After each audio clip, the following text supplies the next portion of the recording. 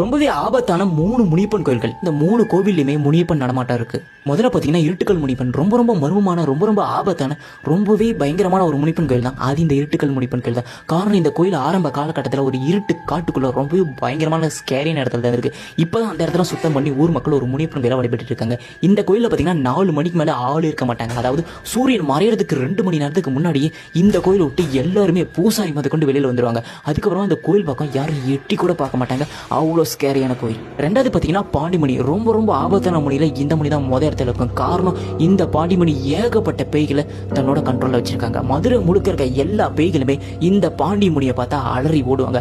அவ்வளோ சக்தி வந்து ஒரு பாண்டிமணி தான் இந்த மணி. உலகத்திலே எந்த முனியோ எந்த முனிப்பனோ எந்த கருப்பு சாமியோ இந்த மாதிரி ஒரு தவக்கோலத்தில் இருக்க மாட்டாங்க. தவக்கோலத்தில் இருக்கிற ஒரே முனி இந்த பாண்டிமணி மட்டும்தான். பலரோட கருத்துப்படி இந்த பாண்டிமணி கோயில் சுத்தி இரவு நேரத்துல ஏகப்பட்ட பேய்கள் உலாவிக்கிட்டு இருக்குமா. மூணாவது பாத்தீங்கன்னா வெண்ணங்குடி முனிப்பன். பல தடவை பல பேத்தால இந்த முனிப்பனை